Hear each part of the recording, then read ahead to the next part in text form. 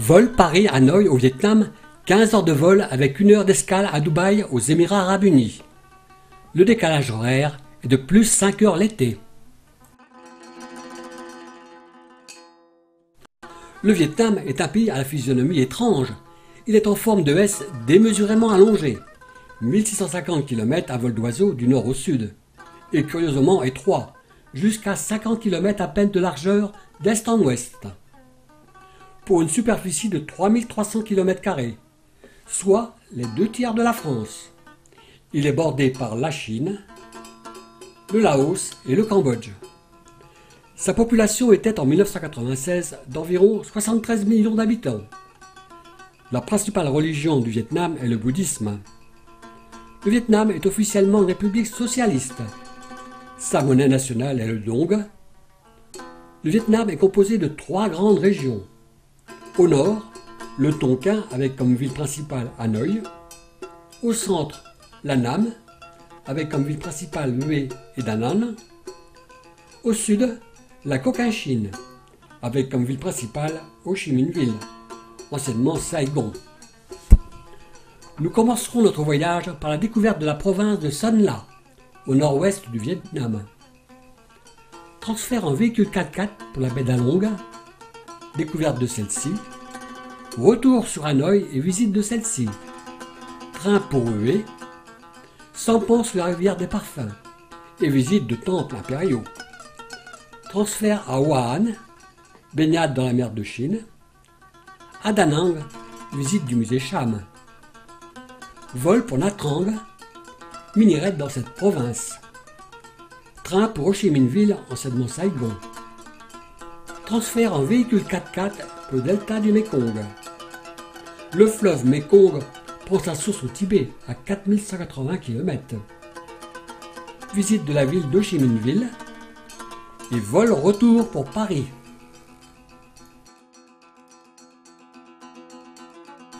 De tous les peuples constituant la mosaïque du Vietnam, les Thaïs jouent un rôle important tant par leur forte présence que par la culture du riz, la riziculture riche de centaines d'années. Non loin de leur culture, un village thaï.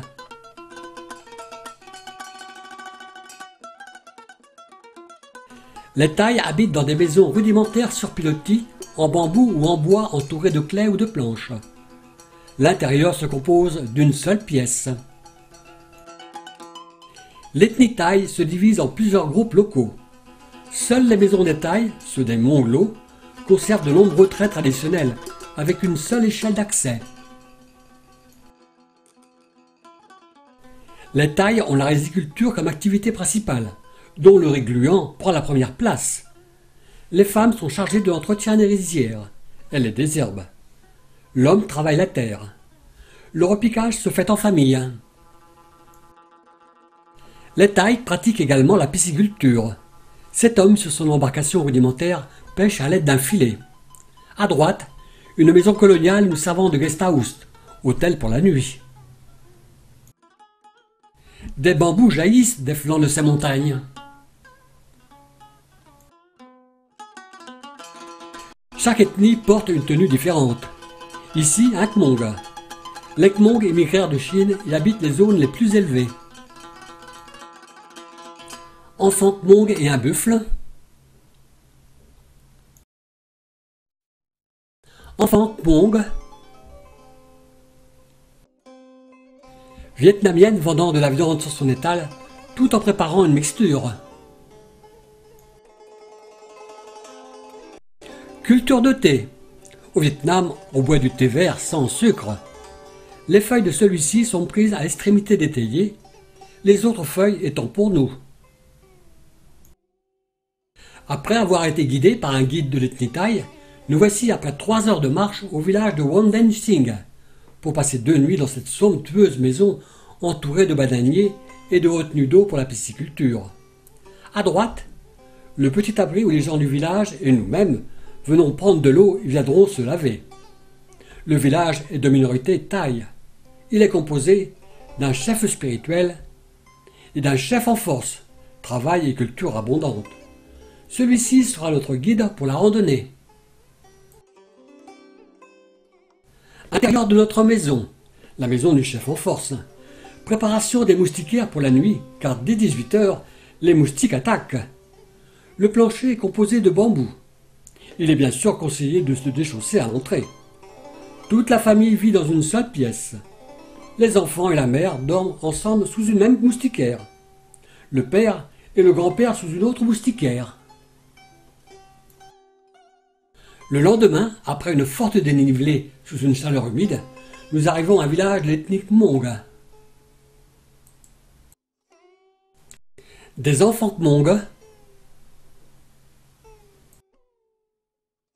après avoir piétiné le riz de ses pieds nus, cette femme sépare le riz de son écorce et recommence indéfiniment.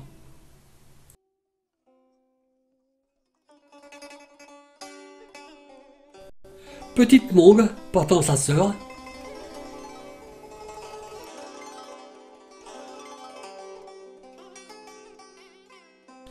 Hmong fumant sa pipe à eau faite dans un bambou. Quand fumer la cigarette en Occident ne nécessite que du feu, côté Yang, fumer le tabac au Vietnam est une véritable combinaison entre l'eau et le feu, le yin et le yang. Nous quittons le village. Femme dans cette petite parcelle de terre au flanc de la montagne, après déforestation de celle-ci. On suppose que le riz sec prendra ici sa place. Culture du riz sur brûlis.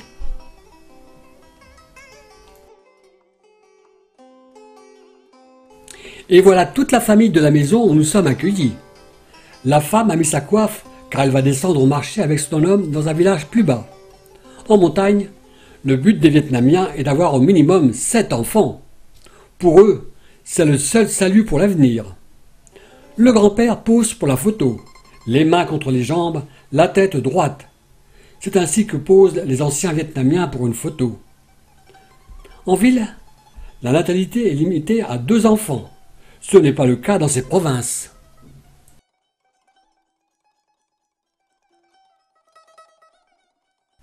Traversée du fleuve Rouge où un passeur nous attend. Catherine, notre collègue de randonnée, se rafraîchit dans ce décor grandiose. Nous passerons au flanc de ces montagnes, au fond.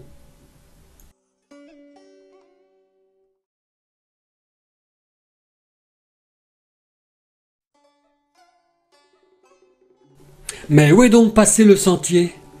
Le paysage change de jour en jour avec la déforestation, qui va à une vitesse galopante. Notre guide est donc parti à la recherche du sentier. Dans 25 à 50 ans, il n'y aura plus de forêt. Nuit chez l'habitant dans ce village. On remarquera le système ingénieux chez ces tailles pour la distribution de l'eau. Les bambous sont coupés dans le sens de leur longueur, vidés de leur contenu, et ils parcourent ainsi le village en distribuant de l'eau.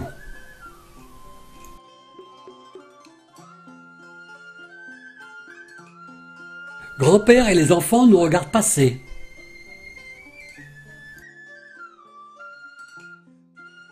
Dépendance couverte d'un beau toit de paille de riz. Très jeunes, les enfants portent leurs petits frères ou petites sœurs dans le dos. Dans cette vallée, retenue d'eau pour la pisciculture. Après un transfert en véhicule 4x4 par la route à nid d'éléphant, nous voici sur la route en direction de la baie d'Along. Dans ces rizières, ces femmes apportent de l'eau à l'aide de ce système ingénieux.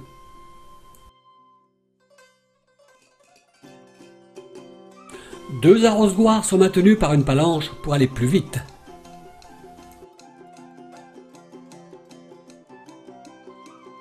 Nous sommes sur la côte de l'île aux pêcheurs, bordée de lauriers roses, en face de la baie d'Along.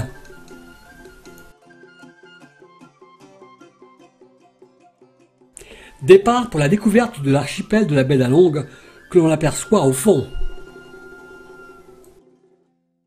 Famille de pêcheurs sur leur sampan. C'est dans un cadre féerique que nous allons découvrir ces pains de sucre. Des eaux émeraudes sur une étendue de 1500 km². Cette baie, une des grandes merveilles du monde. Le labyrinthe de la baie d'Along, navigation entre les îlots séparés par une multitude de bras de mer dissimulés.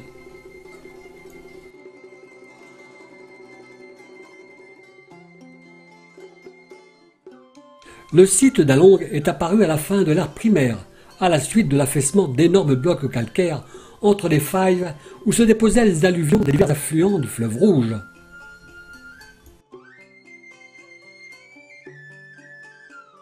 Peu à peu, le calcaire a subi une décomposition chimique. Des pans entiers de roches se sont alors dissous, d'autres désagrégés. La hauteur de ces pains de sucre formant des îlots aux arêtes aiguisées, creusés ensuite par l'eau et le vent.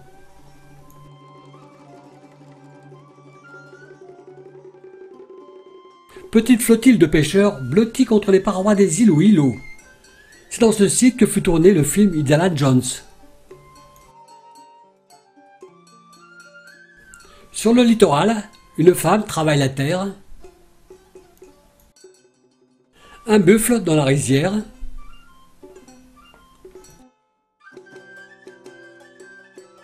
Un système ingénieux pour ces arrosoirs maintenus à l'aide d'une palanche.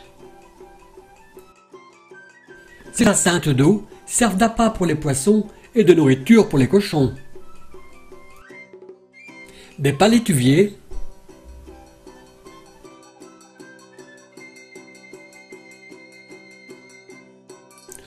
De retour à Hanoï, où le spectacle est assez étonnant et peut dérouter les Occidentaux. Le bruit, la densité humaine, le trafic des deux roues et les coups de klaxon sont frappants. Une petite pause pour cette vendeuse de bananes qui trottine les rues sans relâche. Cet homme promène sa boutique ambulante de plastique. Ces tuyaux plastiques sont acheminés sur ce cycle. Hanoï est une ville ocre aux vieux bâtiments de l'époque coloniale. Heureusement aérée par ces grandes avenues bordées d'arbres que sillonnent ces cyclopousses en recherche d'un client.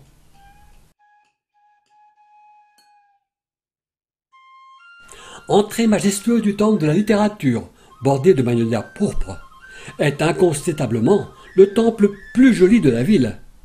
Ces deux Vietnamiennes sont en tenue de sortie. Tunique blanche ouverte jusqu'au-dessus des hanches, très pratique pour faire du vélo. Cours du temple de la littérature. Ce temple n'avait pas vraiment de but religieux. Le temple devint en l'an 1070 la première université vietnamienne, le collège des enfants de la nation, réservé aux fils de mandarins. Mandarin est le titre donné autrefois aux hauts fonctionnaires.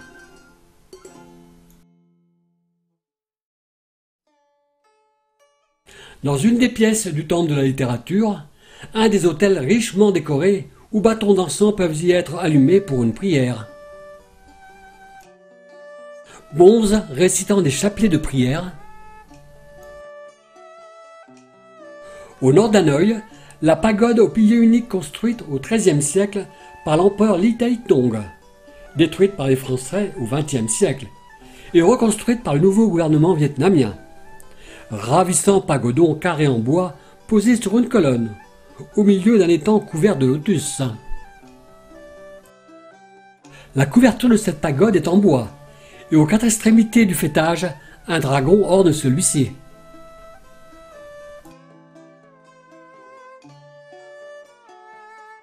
Le mausolée du président Ho Chi Minh. En l'an 1930, Ho Chi Minh est le fondateur de l'actuel Parti communiste vietnamien et de la République démocratique du Vietnam. Et maintenant, train pour la rivière des parfums, avec découverte des villes de Hue, de Da Nang et de la mer de Chine regagnée à vélo.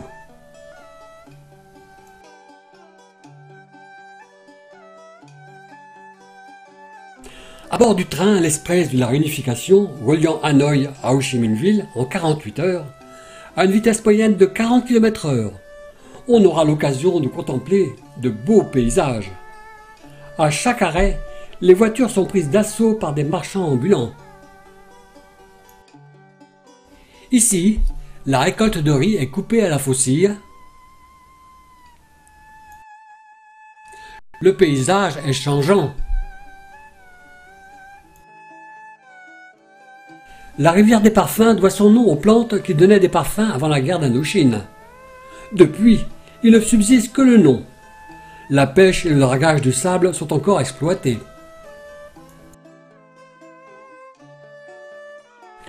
Tout au long de cette rivière que nous remonterons en sampan, bateau d'Extrême-Orient, nous visiterons les tombeaux impériaux.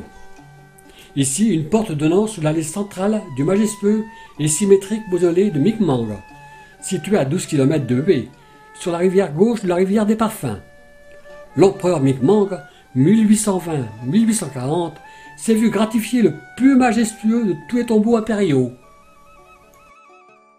Le tombeau, proprement dit, enferme dans une enceinte une terrasse servant aux cérémonies rituelles, une pagode destinée au culte du défunt et d'autres habitations pour sa cour. L'ensemble intégré dans un cadre paysager de jardins et de plans d'eau recouverts de fleurs de lotus. Les fleurs de lotus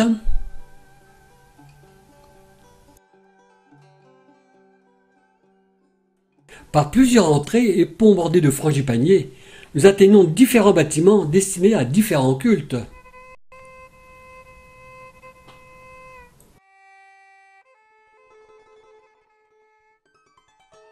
On remarquera sur ce temple le travail du fêtage en forme de 2 dragons, symbole de la puissance de la dynastie impériale.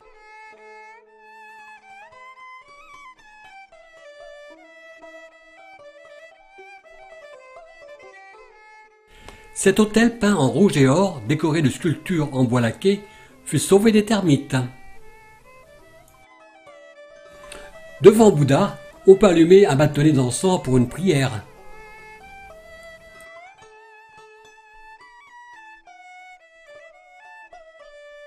Porte d'entrée à 2 étages. Outre ces temples destinés à différents cultes, l'empereur a prévu des bâtiments annexes destinés à loger sa mère, ses femmes et ses concubines. Micmac, passionné d'architecture et de littérature, avait 33 femmes, sans compter les concubines, et eut 42 enfants. Allée allant au tumulus sacré, tombeau du roi. Palais de la Lumière. Le dragon orne tous les monuments réservés uniquement à l'empereur.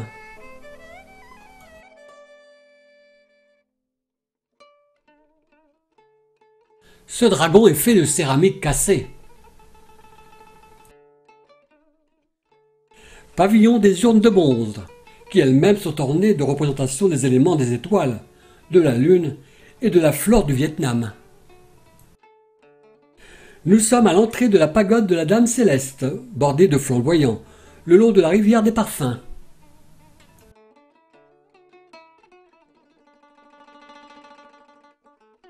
Des orchidées.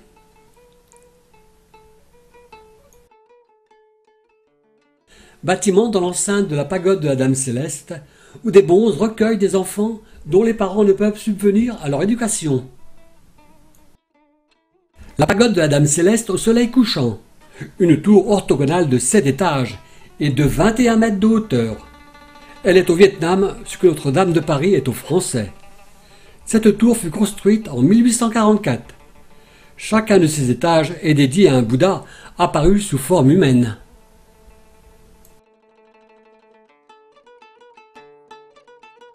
Transfert à Da Nang via le col des Nuages et poursuite de la route jusqu'à Hua An.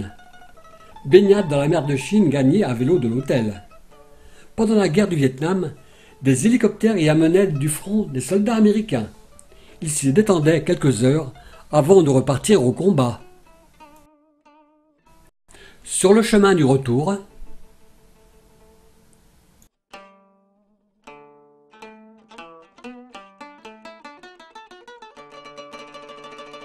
très tôt le matin, nous faisons le marché de Hua An.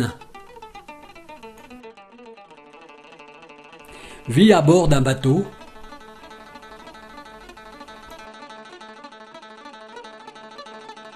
Beaucoup de femmes sur le marché. Barque se rendant au marché. Vie sur la rivière. Le passeur est bondé de monde ainsi que de vélos. On remarquera les yeux peints sur la coque des bateaux, signe de protection pour celui-ci. Ici, ils sont peints en blanc. Soit les gens vivent sur leur bateau, soit ils accostent pour aller dans leur maison. Et maintenant, vol pour Nha Trang et randonnée dans cette province. Train de la réunification pour Ho Chi Minh Ville. Transfert en véhicule 4x4 dans le delta du Mekong. Visite en sampan de celui-ci. Puis retour à Ho Chi Minh Ville et visite de la ville.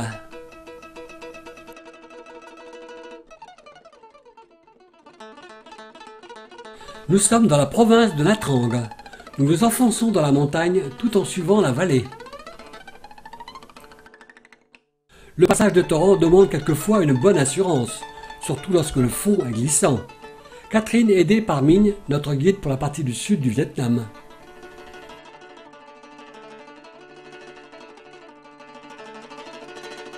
Départ après une nuitée à la maison forestière. Cascade que l'on va passer dangereusement sous la roche mouillée. Devant nous, notre guide avec son coupe-coupe nous améliore le sentier lors d'un passage difficile. Notre guide dans la forêt tropicale.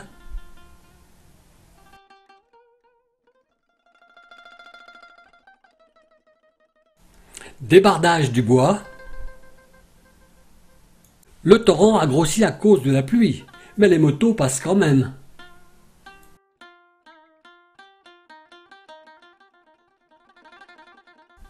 Après avoir pris le train de la réunification, arrivé à Ho Chi Minh Ville, puis transfert en véhicule 4x4, arrivé au village de Sang Be, aux portes du delta du Mekong, où nous attend notre sampan aménagé.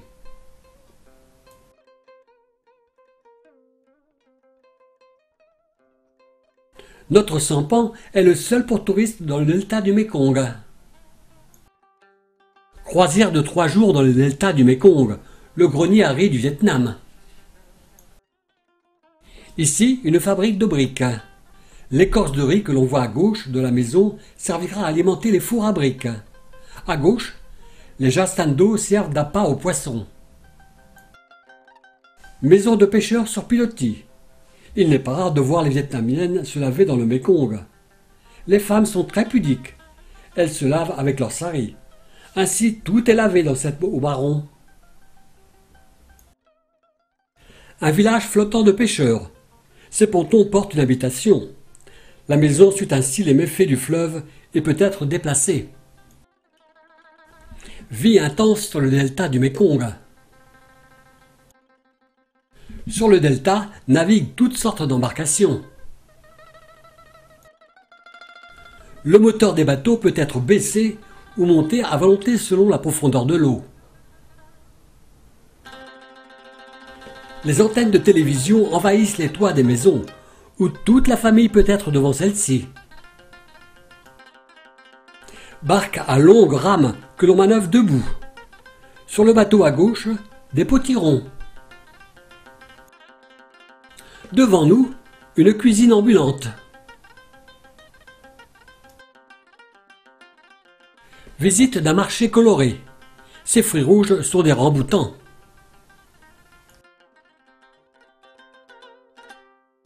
Beau profil de barque.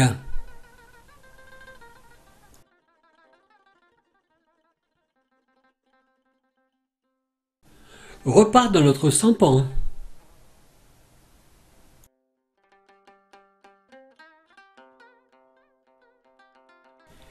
Richesse de la cuisine vietnamienne.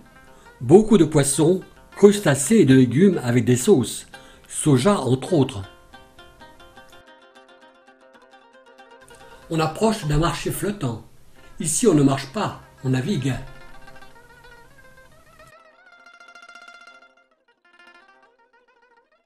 L'essentiel de la vie est aquatique, tel ce marché. Dans ce bateau, des cocos, enveloppe en serrant la noix de coco. Les fibres séchées serviront pour la fabrication des cordes et la confection de tulles. Un bar ambulant à la recherche d'un client. Repos pour ce commerce.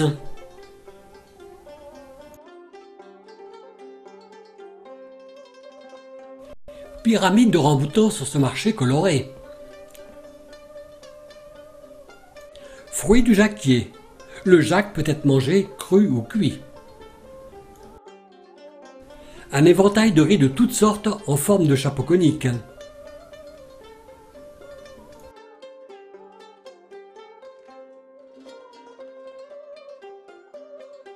Le delta du Mékong est constitué d'un réseau très dense de cours d'eau naturels et de canaux. Cette embarcation nous jette un regard rouge.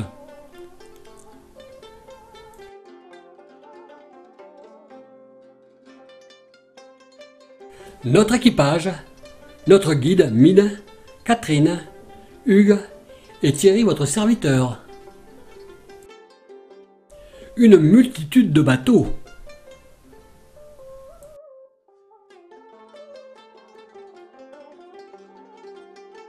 Mémé sur sa pirogue. Outre le riz, cette région est également un centre important de récolte de fruits.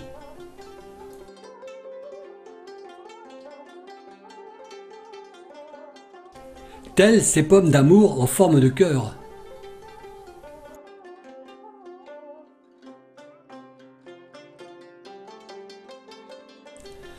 Passage d'un canal. Une simple planche et une main courante.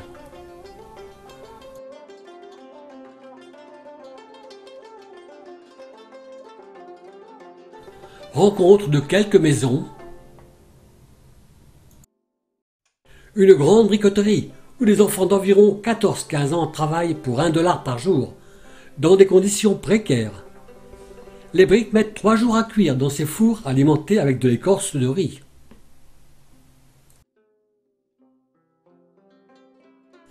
Transfert à Ho Chi Minh Ville, anciennement Saigon. Ici, la cathédrale Notre-Dame, datant de l'an 1880, construite par les Français, est toujours ouverte au culte. Près du quartier chinois, marché couvert de Cholon, où l'on trouve de tout. Le quartier chinois de Cholon.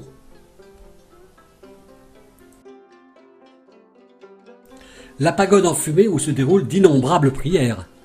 La personne prend des bâtonnets, les allume, puis va devant chaque autel, lève les bâtonnets au-dessus de sa tête et se penche en avant avec les bâtonnets d'encens.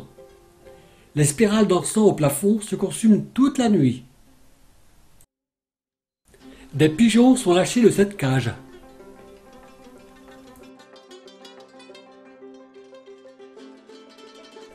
L'hôtel d'Ho Chi Minh Ville est un palais construit par l'architecte français de 1902 à 1908 au centre de Saigon, qui est maintenant Ho Chi Minh Ville, la plus grande ville du pays. Les trottoirs sont voués le plus souvent à un corps de métier qui y exerce, tel ici ce coiffeur de rue.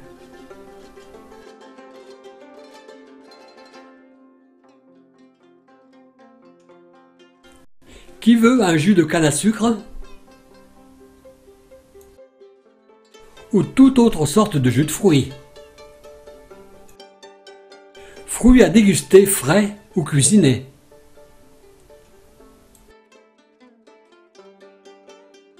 Cyclopousse en attente de clients. À chaque angle de rue, un réparateur de cycles. Même assis dans la rue, il ne faut pas hésiter à manger au Vietnam. L'absolue fraîcheur des ingrédients étant un pilier de cette cuisine. Qualité et hygiène sont quasiment assurées. Fin de notre voyage au Vietnam.